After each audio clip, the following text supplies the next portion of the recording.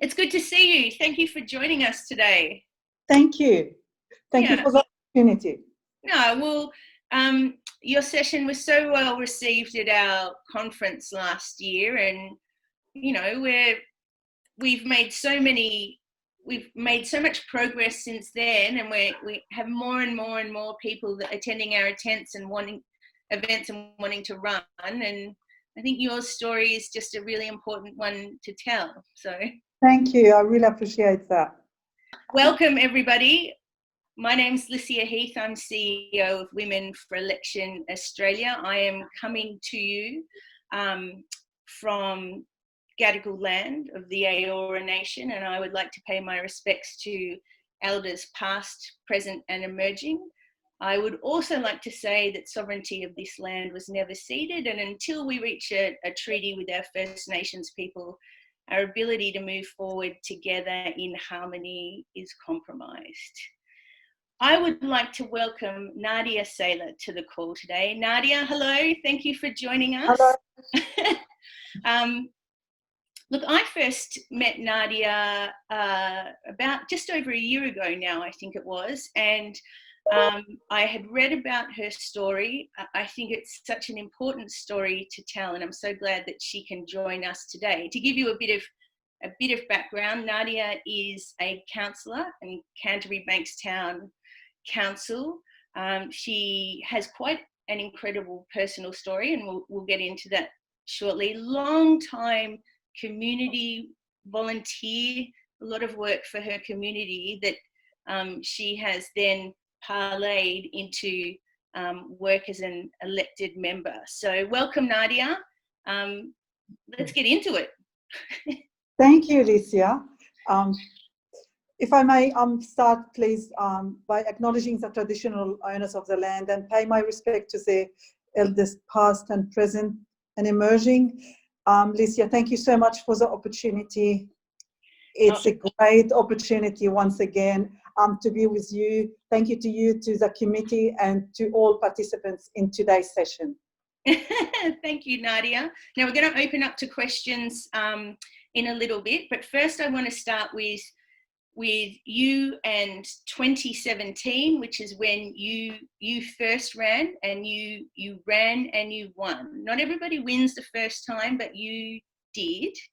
Can you tell us a little bit about the lead up to that election and what it was that really motivated you to run in the first place?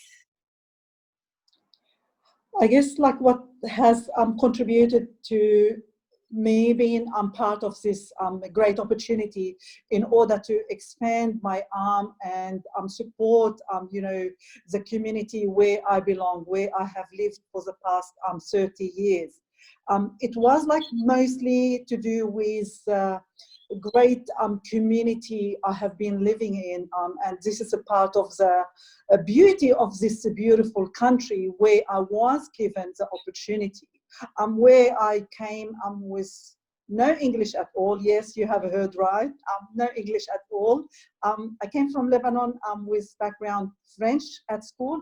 So I was provided with the support, guidance, motivation to learn the language, to volunteer in my local community, the community where I have been working for the past 20 years.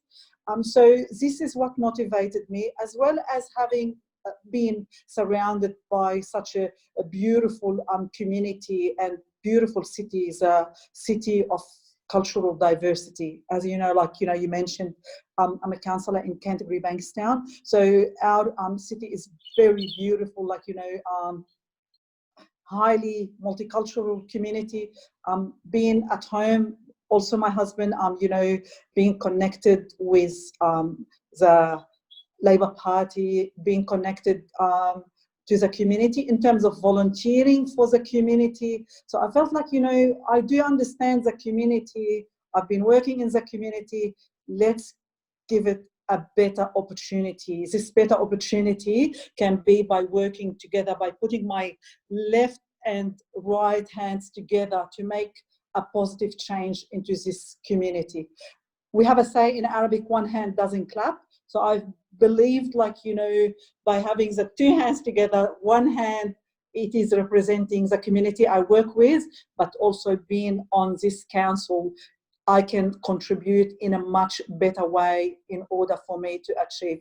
And, you know, the support from the community was amazing. I was overwhelmed by seeing the community supporting and believing, yes, you know, we want to support you to make a positive change into this great community. So it was amazing experience, and I'm very lucky. I love that, one hand clapping or one hand talking to the other, like the, you know, being able to link the work that you were doing with the community to actually getting positive outcomes for the community as well through representing them, you know, in a legislative chamber. We call it, we try to link purpose, the purpose women feels for Parliament. So, you know, I might borrow your metaphor there if that's okay. So as a councillor, now we have women on this call who'll be interested or are already running for at a local, state or federal level. But as a councillor, you are elected via a ward. So you are looking after a ward. How did you canvass that ward in 2017? Give us a bit of just a practical feel of the steps you went through. So I guess, like, you know, your connection with the community having the opportunity to know they have been heard, they you value the community, you understand the needs of this community, being connected to this community, that has contributed a lot in many positive ways, as well as being, you know, working in this sector for such a long time, in terms of, like, you know, being connected and understanding the needs and the issues. Also, like, you know, being part of this community, being inside the community, not running and then being disconnected from the community. This is not going to help us. So in our community, like, you know, we connected, but also it's about, you know, knowing that, like, you know, we do have someone who cares about us, who understands our needs, who is able, you know, to do something, to take things further. So this has helped in so many ways, as I said. Yeah. Okay. So we're all about making what is currently a very opaque process more transparent. How do you run? And one of the things that's often transparent or opaque or misunderstood is how you involve yourself with a party. So can you give us a bit of insight into? I mean, you mentioned your husband was with the ALP. How on council as well for a while. And okay, and so had you been a long time member of the ALP? Were you relatively recent member before you ran? Did you approach them? Did they approach you? Like, what was your process? Okay. Initially, like, you know, I was involved. Yes, I was a member for a long time. If I tell you, like, you know, my first arrived, I think it was like June 89, I arrived to Australia, and then a couple of months later down the track in 89, like they had some sort of election, and I was dragged by my husband to support, and I went, like, you know, with very minimal communication, but it came to me, like, you know, okay, I wanted to understand more about what's been happening behind the scene in terms of the support, policy-wise. Like, you know, you would, with very minimal English, you learn so little. So slowly, but I have been, as I said, involved for a long time in terms of being a member, being actively involved with events, strongly believing in the way the community is supported. So I felt like, you know, yes, I can do that. Of course, like, you know, my husband talked to me about, like, you know, considering to run for this election in 2017. And I thought, like, to be quite honest, I didn't give it too long thought. I thought, like, okay, this is the work I do anyway. It may, like, you know, the end product, it may result in so many great things for the community. Perhaps I could do a bit more around, like, you know, the continuity of supporting the needs and what else needs to be done. Perhaps, like, you know, it's about like looking at things like in a further moving up. And this is how I looked at it in terms of, like, you know, okay, I want to go for the election and give it a go. I did, you know, at the beginning, like, okay, I have not been involved in this sort of things, but I was like very positive. I've got the support. My husband was supporting. The community was supporting. I gave it, you know, a go, and then it was really very positive at the end result. Yeah. I know you've been a councillor for 3 years now, and having the support of your husband and community support is obviously critical. And I'd like to say something you said then was, once I'd kind of admitted to myself that I wanted to run and why not, and I should aim for this and things like that. We say one of the biggest hurdles for women running is just them admitting that in the first place. Just admit that you want to run, and then start telling some people, so it's then out in the universe. It's one of the biggest hurdles. We're often told that we shouldn't run, or that, you know, don't get involved, it's too toxic, or why would you want to do that, it's such a boys club. But so we push the feelings away. So I liked hearing what you just said. But you've been a councillor for 3 years now. Can you give us some just practical ways where your involvement in council has helped your community?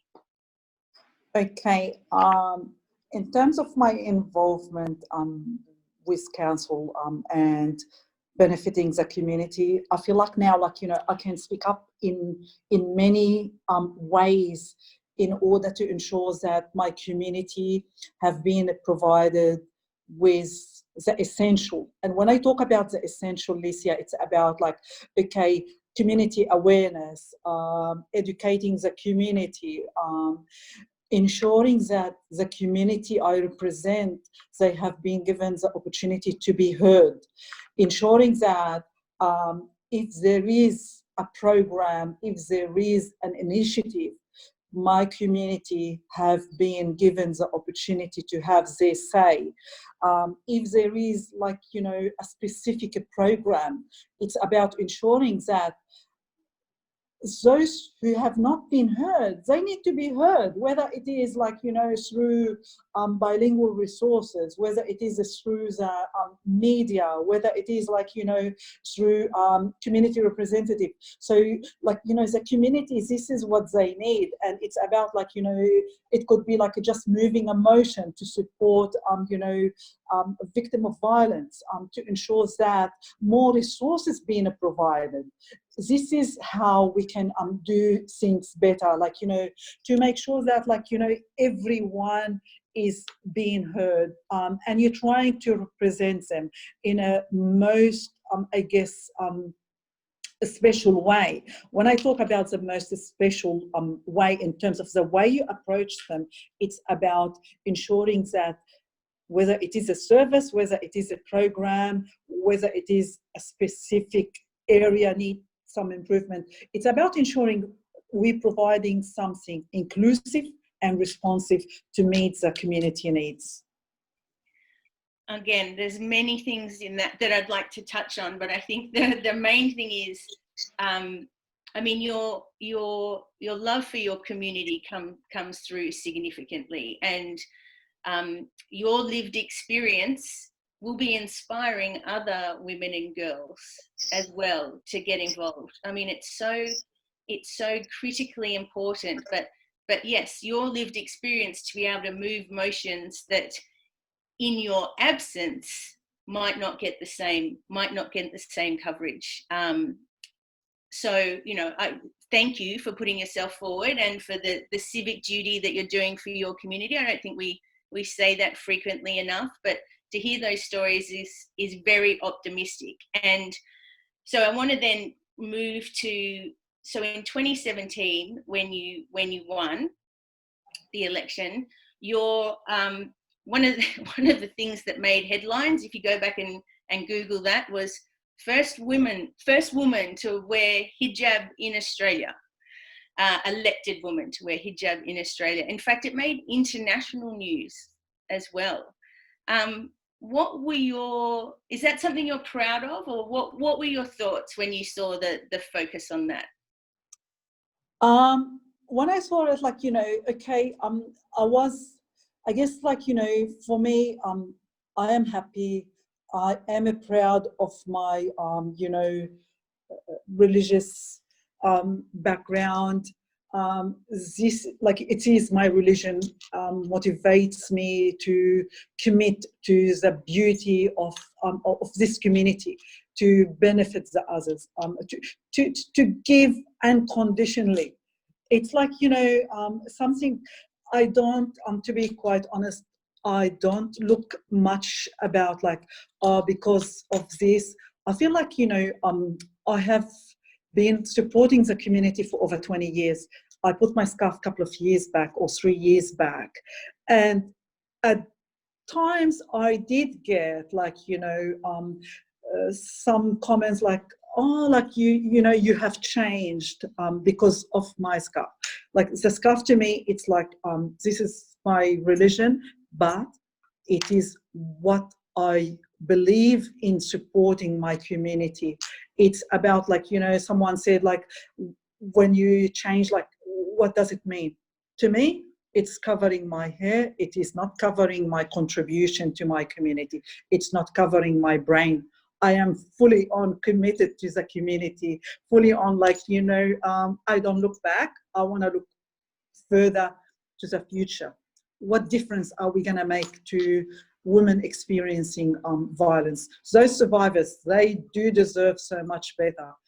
Young people in our communities, they deserve so much better resources, the support, whether it is, like, additional money. We all know about, like, how important additional resources to make a positive change in the community. This is what I look at. Like, I look at, like, what achievement I'm going to do in terms of, like, benefiting the entire community inclusively. Fabulous answer again, Nadia. Like, I wish we could just get more and help more and more culturally and linguistically diverse women in our country and our Indigenous sisters into office. In fact, Women for Election has partnered with Women's Business specifically to help culturally and linguistically diverse women and Indigenous women run for office in this country, whether it's local, state or federal. And that's why we love shining a light on experiences and contributions like yours, because it inspires so many other women and girls to get involved. So you came to Australia from Lebanon 30 years ago. You didn't speak any English. You spoke fabulous French, which I still don't. You were doing a lot of work in your community. You've run for office. We interviewed Dai Lee last week. Very proud Vietnamese Australian who's on Fairfield Council and has run for state government before. I don't think we should ever gild the lily in terms of any experiences you had in terms of any possible racist experiences you had through running. We talk about these stories so that we can support women who may go through those experiences, equally may not.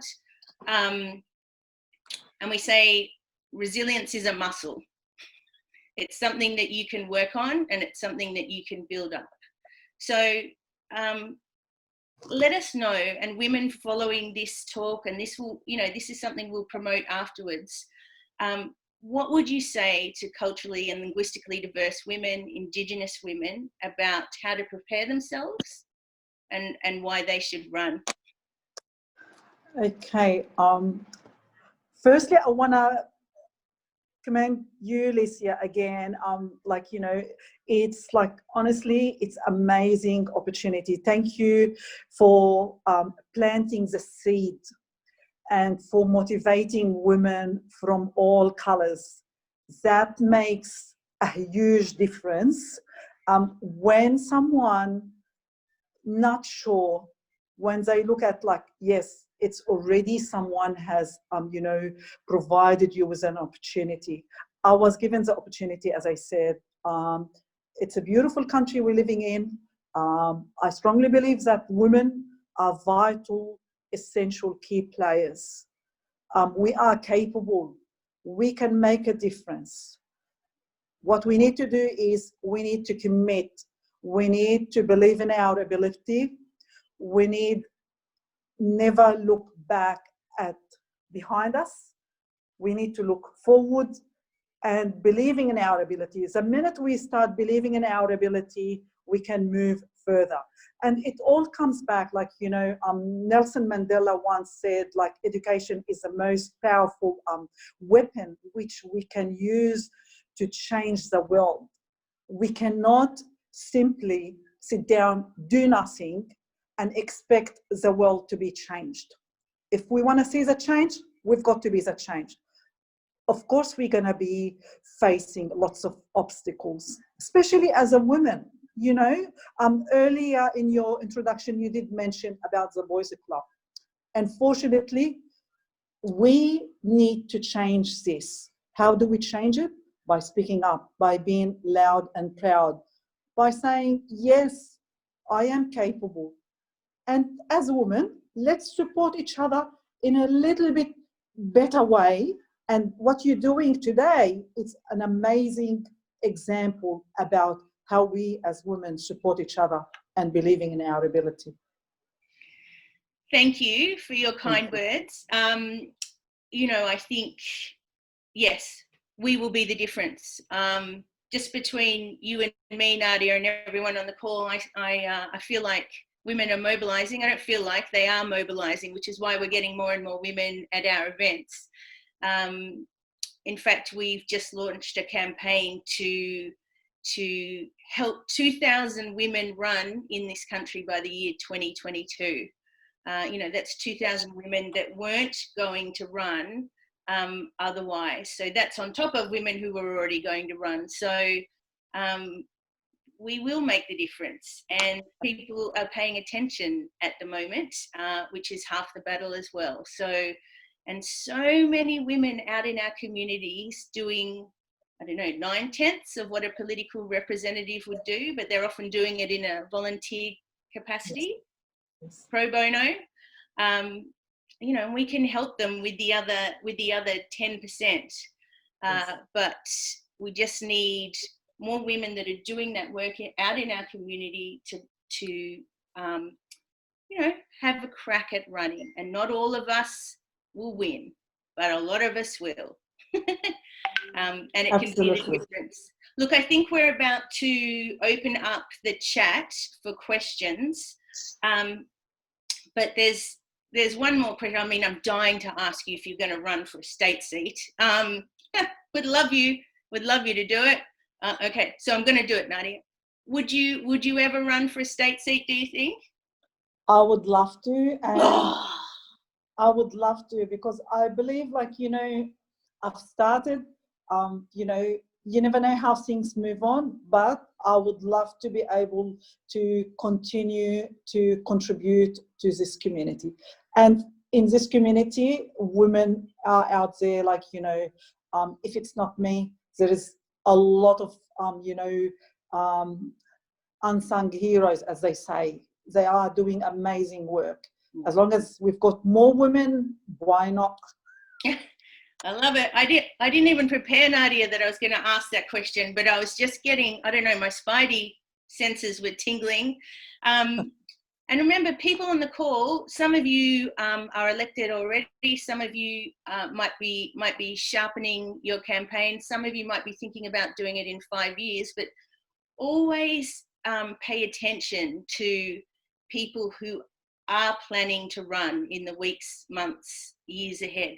One of the best learning curves you will ever do is volunteering on a campaign. You will learn so much. So if you see Nadia announce her state campaign in 18 months' time, consider going and volunteering, or on any other women's campaign for that matter. But it is a wonderful way to learn. So I'm going to open it up to questions from our attendees. Has anyone got questions that they would like to pose? Please put it in the chat box, and I will pose those to Nadia. Nadia, are you doing your council meetings online currently? At times, yes. We've been doing our briefing through Zoom, yeah, and at times council meeting, like, you know, depends on your, I guess, technology, equipment, internet access, all this sort of things. At times through Zoom, other times we've attended, of course, ensuring that social distancing is, yeah. What's the opportunity for young women to run? And some context is I just turned 24 and I'm really interested in the space, but I find it incredibly intimidating. So I'm just curious, like, what's some advice and where would a younger person start? Thank you. Yes, like, you know, when we do receive this sort of things, it's regardless. At times, like people say, you know, after the criticism, as long as we ensure that constructive criticism, I am going to learn from it, why not? When it becomes unconstructive, then it's about me being able to focus on the positive things I could do. And this, it's about, like, you know, what difference we could make. So it's about, like, not to give up to those things. And good luck. And I would add to that. I don't know where you are based, Mahak, but please come along to one of our future events.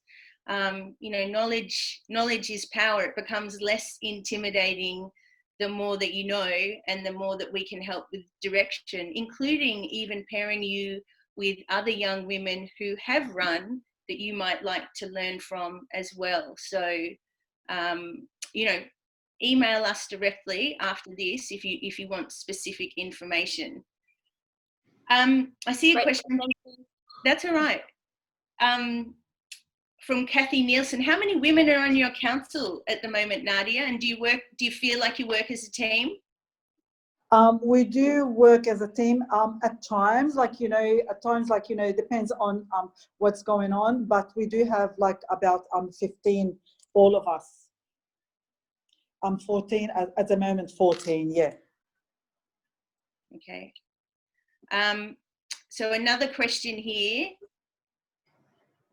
Can you please share your biggest challenge as a local councillor?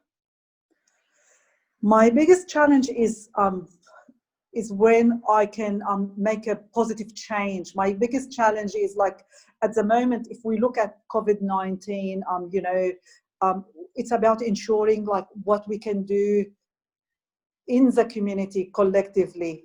And I just want to turn this challenge into a positive outcome. If I look at what's been happening, all the community, whether it is from the government, non-government sector, the council, everybody working together to make things better for the community. Like, we all working unconditionally in order to ensure that the community is supported in this pandemic. Yeah.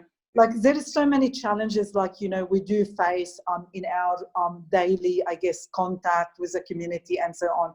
But having to look at the recent challenge with COVID-19, honestly, it was like amazing to see how we can all turn around and we're all working together unconditionally. Yes. It was inspiring to see everybody working together at all levels of government. Yes. You know, long may it continue. It didn't necessarily, but long may it continue. So one from Diane. How do you deal with all the negative feedback and build your resilience? Negative feedback, I guess, like, you know, at times we do get those, as long as we believe at times we cannot simply achieve everything, or we cannot simply perhaps like look at like the needs in the community. It can't be filled at all times to the full capacity, but then the negative feedback at times we can turn it around in a positive way, trying to talk about the positive things being achieved, or trying like, you know, to look at how we can move forward to positive. At times, if there is some negative, it's okay as community leaders to acknowledge and say, like, you know, what have we learned from it? Like, you know, it's about being able to move on, not like glued to the negative issue, rather than moving forward. Yeah, I think that's very good advice. So from KC here, how can one build your network or build your name recognition, especially in COVID times? In terms of like, you know, we're talking about like what's been done here in within COVID. Okay, there is a restriction, but the restriction, it doesn't mean we can't continue to support. And I'm talking about at times, let's say we organize food parcel to the community. The community need support over the phone, whether it is counselling, whether it is referral. The restriction doesn't, you know, I guess, stop us from ongoing support, whether it is over the phone, whether it is like, you know, through resources. It's about like trying to ensure that we can continue. It could be through educating the community about the importance of social distancing. It's about the importance of like, you know, seeking medical advice, all these sort of things, if we're talking about a specific COVID-19. Yeah, well, I think part of it, and I see there's another question there too, is if you're about to launch into a campaign and we're not able to door knock currently because of COVID, how can you raise your profile? Social media. Social media, phone calls, like, you know, I can't knock on the door, but nothing gonna stop me from using my phone, check on people's well-being, all this sort of things. And social media, it's like, you know, it's a great example in terms of like promoting resources and what's available. And I know, like, you know, there is a lot being done around that. With social distancing, at times it can be extremely difficult, you know, meeting your clients face to face, especially when it comes to the numbers and so on. But there is always other options. You know, we can try to be a little bit more innovative. Yep, I like that. Now, you need a financial budget to run, Nadia. So, Yes. So can people resources offset that need for a financial budget? How do you manage that? I guess I can talk about my experience in terms of the things been going on in terms of the financial budget. I guess any campaign you want to go through, you do need the finance. Of course, finance alone can't do the job, but it is about building your network. It's about being connected to the community. It's about being able, like, you know, perhaps to get involved with, you know, service providers or, like, you know, business owners to support with this sort of campaigns. Of course, like all those things, there is, like, you know, record. In terms of, like, you know, someone would like to run, I'm sure there is a lot of training. I know there is a training being provided, whether you applying, like, you know, is a nomination being through a party. It's about, like, you know, understanding the role and responsibility, where you would be heading, and what is allowed, what is not allowed in terms of, like, you know, the support received in terms of, like, sponsors and so on. So all those things, I believe there is a training being provided, there is guidance around ensuring, like, you do your when it comes to these campaigns, it's about you doing everything is being monitored, recorded, supported, getting like a mentor to support and guide through the process. Yeah. Yeah, I think a mentor is an important one. I've got a bit of a cheeky follow-up question, Nadia. Can you give us a percentage term? So is there a percentage term that you can say that a party will help you in terms of funding your campaign? 10%, 20%, 100%? I am not aware of this. I'm sorry, I can't comment on. I'm not aware of any support. Yeah. Other than, like, guidance, yeah, but financial, I'm not sure about that. I can't answer this. No, that's okay. So I've got one more question, and then I know we have to let you go. Do you think it works against you if you haven't been directly involved in many community groups? As long as you've got a vision, that helps. But I don't want to sound like, if you don't have the connection with the community. No, if you've got a vision, you promote your vision, whether it is through social media, whether it is through bilingual media, whether it is, like, through community leaders, being able, like, to meet with them, sharing your vision about what is your plan, how you intend to do things. There is always options. Once again, it's about being able, like, to use your creativity, how you can be well connected, to make sure that the community are aware of your vision. Yeah. I think, and I will add to that to some degree, in terms of certainly having a profile to some degree is always going to aid you in your campaign, whether that's a profile for working with the community, whether it's a profile for running a campaign in your community, whether you're a well-known business leader in your community. It just is that much easier to get into the paper, get into the local rag, help with the volunteer force when it comes to crunch time. That profile doesn't have to be a Karen Phelps profile, although that certainly helps.